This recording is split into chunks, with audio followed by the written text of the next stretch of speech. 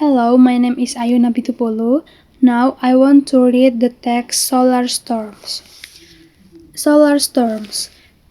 In 1859, an amateur astronomer named Richard Carrington climbed the stairs to his private observatory near London.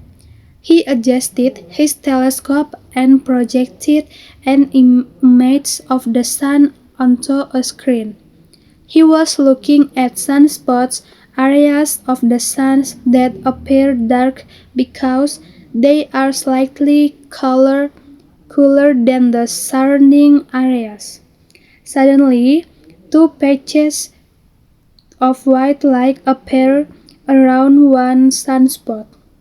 Before dawn the next day, spectacular displays of red, green, and purple light, known as auroras, lit up the skies as far south as Panama in Central America. In the eastern United States, people were able to read newspapers outside in the middle of the night. Further west in the Rocky Mountains, the light confused campers enough to get up and start cooking breakfast. Some people even though their cities and caught fire. What Carrington had observed was a solar superstorm, a massive eruption on the surface of the sun sends billions of tons of electrical and magnetic matter hurtling through space. It even caused damage here on Earth.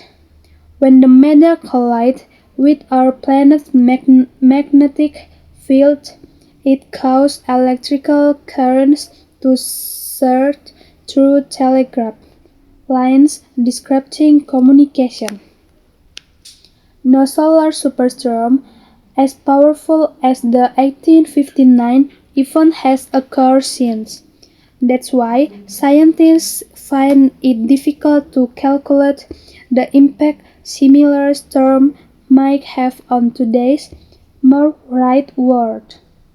A hint came in 1989 when a solar storm, a third less powerful than the Carrington event, caused 6 million people in Canada to lose power.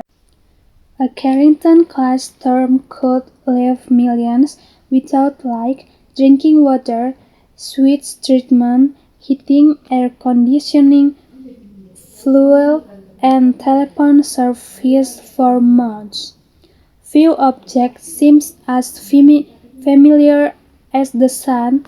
There it is, up the sky every sunny day. Yet few objects are so strange.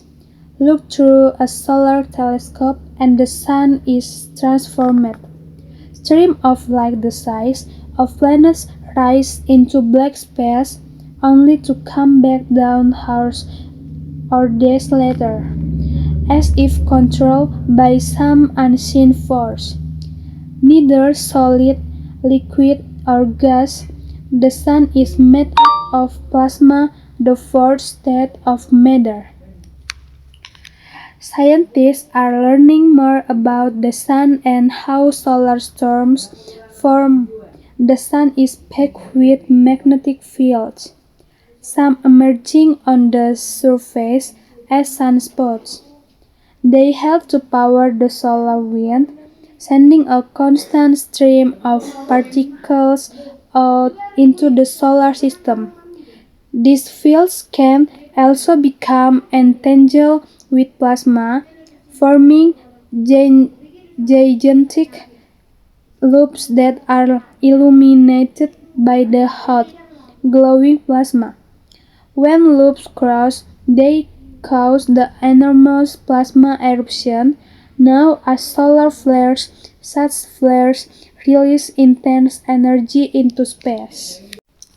The Carrington event consisted of a powerful solar flare that produced the second of a rare pair of plasma eruptions. The combined force of both eruptions squashed the area where the Earth's magnetic fields interact with the solar wind. Down from its normal altitude of 65,000 kilometers to 6,500 kilometers. The matter entering the upper atmosphere set off intense auroras over much of the Earth. A Carrington-class superstorm probably occurs only once every several centuries, but even much smaller storms can cause considerable damage, especially as humans become increasingly dependent on technology deployed in space. Solar storms describe the ionosphere. This is the layer of Earth's atmosphere where auroras occur. 100 kilometers above the Earth's surface. The pilot of the nearly 11,000 flights flying over the Arctic each year rely on shortwave radio signals bouncing off the ionosphere to communicate in an area beyond the range of communication satellites orbiting over the equator. When space weather disrupts shortwave communications, planes flying these polar routes have to be diverted. This can cost as much as $100,000 a flight. GPS signals are area also affected, resulting in positioning errors. This means that surveyors must pack up and go home. Floating oil drilling rigs have trouble remaining on station, and pilots cannot rely on GPS-based systems employed for landing at many airfields. Unlike satellites in space, most power grids have no built-in protection against a powerful solar storm. Since large transformers are grounded to the Earth, magnetic solar storms can produce current that could cause to overheat, catch fire, or explode. The damage could be catastrophic. A solar storm as strong as the 8059 even could damage the entire grid. Such a storm might send hundreds of millions of people back to a pre-electric way of life for weeks or months. In 1859, the world had few tools for studying the sun. Today, scientists are able to use satellites to consistently monitor our home star.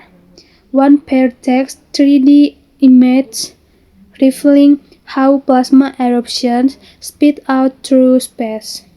Another monitors the solar winds.